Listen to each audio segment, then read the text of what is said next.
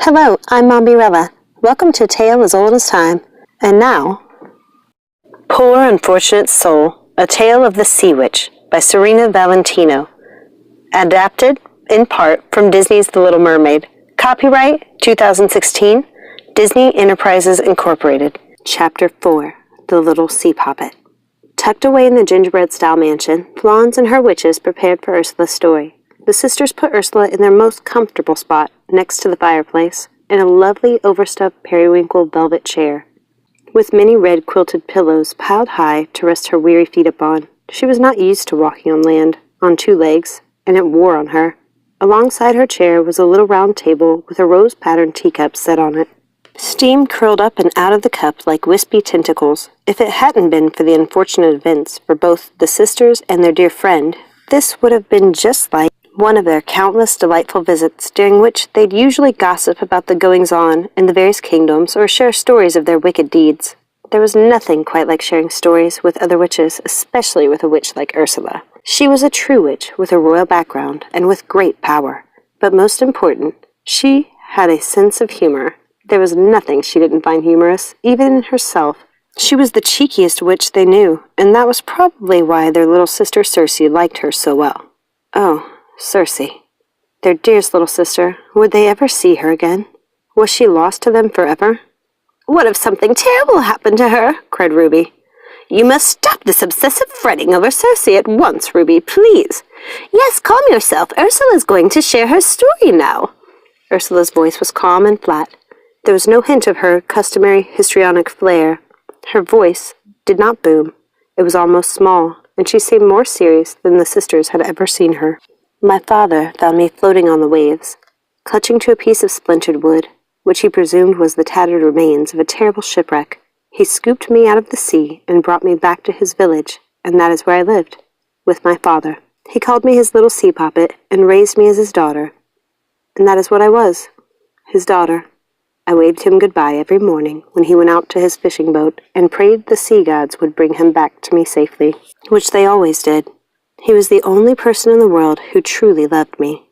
He thanked the sea gods daily for bringing me into his lonely life, and I thanked them for bringing him into mine. Neither of us could know of the thing growing inside of me, the power I had, or the form I would eventually take. If only I had trusted in his love and confided in him when I started to fear the thing I was becoming. The sisters were listening intently, waiting for the rage and fury. But Ursula had fallen silent, lost, it seemed, in her own thoughts. Memories, no doubt, of her father. They'd never seen Ursula so pensive. Martha broke the silence. "Did he betray you? Men always do, don't they? Fathers never love their daughters as they should." Ursula shot Martha an icy stare, but didn't answer. "Was he revolted by your aquatic form? Frightened of your power? Oh, I bet he tried to kill you. Fathers are always a disappointment." "Oh, we can help with hateful fathers. We can call upon the old queen if you don't believe us. If only Snow White didn't have the mirror. Oh, we know a thing or two about wicked fathers." Through unexpected tears, Ursula simply said, "No." And the sisters knew they had gotten it wrong. Terribly wrong, and they regretted their words. They fell silent, waiting for their friend to answer, even though they already knew it wasn't her father at all. It was the people of the village. "It was them, wasn't it?" Ruby muttered bitterly. "It was those wretched villagers." Flans narrowed her eyes and adjusted her paws. She had very little affection for most humans. They had always proven to be distrustful and full of superstitious notions. When I started to show signs of being other than human, I was frightened. I had no idea of what was happening to me. I was afraid I had offended the sea gods in some way, and they had set an affliction upon me. "But you were a sea goddess of the highest rank," the sisters chimed. "I had no way of knowing that then. I was just a girl." Every day the sea's call grew more powerful, and the urge to leave my father's shores harder to resist. The village was full of simple-minded fools, all of them too willing to blame every little mishap on the gods. All of them pointing fingers at those who may have brought the gods' fury upon them. All except my father, who had managed to keep to himself until I came into his life. Flans thought her witches might cry. Seeing the salty tears well up in Ursula's eyes and realizing what must have become of her father, what a terrible way to learn she wasn't of this world. Inevitable, but terrible. I walked to the cliffs every morning after my father went out on his boat. There I looked to the sea for answers, wondering why I felt this way. why I felt different than those around me, and why I felt compelled to dive off the cliffs. I thought I must have been going mad. I feared there was something terribly wrong with me, because surely I would die if I were to jump into the sea. That I should want to end my life in such a horrible way caused me great terror. But somehow, deep within me, I sensed death wouldn't be waiting for me in those cold, dark waters. It was something else, something familiar, yet far too frightening to discover. I knew in my heart if I succumbed, the ocean would claim me in some other way, and to me, that was like a sort of death, to be away from my father who loved me so dearly. Every day I stood there, willing myself not to jump, praying to the sea gods to give me strength to stay ashore. But one foggy morning I could no longer resist the urge, and I jumped. And what I discovered was frightening beyond all imagination. "Is that when they discovered you?" asked Lucinda, her eye makeup smeared from crying. Yes, they were waiting for me on the shore. They dragged me to the center of town, where they were going to burn me. There were people I had known my whole life, and they were coming out of their homes and piling anything that would burn onto my pyre. "How did you escape?" Ruby asked. My father drove most of them off with his harpoon, threatening to kill them if they didn't let me go. But soon, there were too many. She was quiet again, clearly caught in the nightmare from her past. They ripped him to shreds, my father, trying to get to me, trying to put me back on the pyre. He put himself between us, giving me the chance to escape. And I did, into Triton's realm. Lucinda spoke. "Triton's realm, you say? By rights, it is yours as well. You are his sister." Ursula sighed. I didn't know who I was then. Triton didn't make himself known to me until I blighted Ipswich. He is no brother of mine. He didn't care what those foul humans did to my father.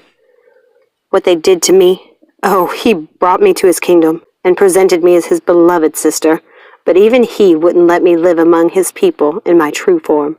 She stood from her chair, knocking over the pillows, clenching her fist and raising her voice in anger.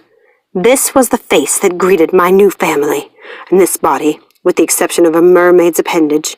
He didn't think his precious merfolk could stomach the likes of my true design, so he ordered me to hide myself within a mermaid's body, she continued. He didn't want me as a sister. He wanted this. Blondes understood. Triton had stolen her beauty. He made her hide in a version of her human form, not allowing her to be herself. She had been trapped and made to feel loathsome. What a sorry brother Triton was, the cat thought. What a terrible brother indeed. Lucinda and Martha listened, fearful of saying something out of turn, but Ruby, as she often did, went against her sister's wishes. "You are a very powerful witch and can take any form you like. What does it matter which one you choose?" "What does it matter?" Ursula yelled, her body now growing taller and more expansive. "What does it matter?" Very rarely did Ursula show her true self while on land. It was painful and made it difficult to breathe, and in the wrong company was possibly very hazardous to her well-being. For just a moment, just the slightest of moments, she let herself be revealed, as if the anger within her could no longer be contained. "You're right. I can take any form I like. This is how I choose to look, and I have nothing to be ashamed of." "Of course you don't," sputtered Martha, clearly in awe of Ursula's rage. "But that wasn't the worst of his misdeeds, my darlings.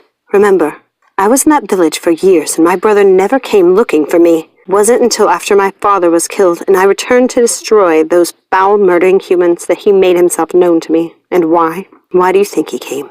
Not because he loved me. Not because he had been searching for his lost, beloved little sister. He sought me out because he couldn't rightfully take the throne without proving I was dead or unworthy. He abandoned his baby sister and didn't bother looking for me until it served his aims. I think he used his magic to bring me into my powers so I would transform among those who would hurt me. He must have known I was among humans and how they would react, that they would try to kill me. I would be surprised if that wasn't his goal. His actions caused my father's death, and he felt nothing for my loss of him. You know how Triton feels about humans. He wouldn't have bothered with condemning me for what I did in Ipswich if the humans hadn't been transformed and sent to besmirch his realm, to soil his precious kingdom with unclean human hybrids. You should have heard the tales I learned while I was at his court. Stories of Triton's wrath brought down upon humans who offended the sea were legendary. Why then would my actions be so offensive to him, do you think? If not to set me up as some madwoman, some evil, vile, murdering creature unfit to share his throne. When things were at their worst between us,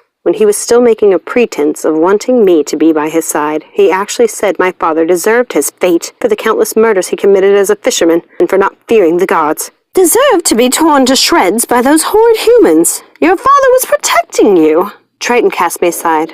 Because he feared my power, Ursula said. He said he was appalled by what I did to Ipswich, but truly I think he was afraid I would do the same to his kingdom and take it by force, she continued, growing more enraged. I don't think he ever intended to accept me as his sister, and I didn't know why he insisted I come back to his kingdom as such. We fought endlessly, and our arguments have become things of fable only the bravest of his subjects retell. Do you know, he has banned all mention of me in the court. The youngest of his daughters doesn't even know I exist, and the eldest was told her memory of me was a nightmare. He brought me there simply to prove I was unworthy to share the throne.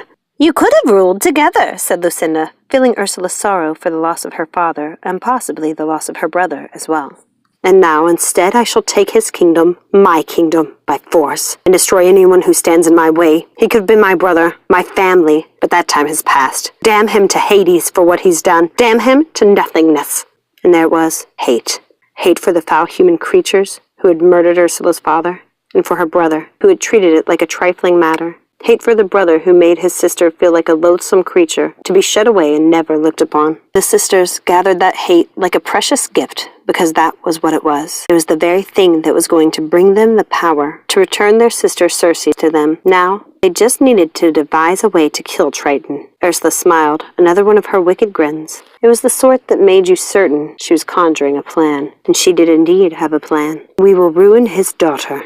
She laughed. Lucinda cocked her head to the right. Which daughter? There are so many. The youngest, my precious creature. Isn't it divine? Ruby twitched with delight and rubbed her hands together. Princess Ariel? Yes, my dears. She's made it quite easy for us, actually. Has she now? Asked Martha while casting her eyes about the room looking for Flans, who slunk her way out of the witch's company without their notice. Yes, my darlings. It's delicious. She's fallen in love with a human. A human? A human! Squealed Ruby, Martha, and Lucinda chimed in. What do you think dear old Daddy will make of that? Ursula smiled. His hatred of humans is legendary.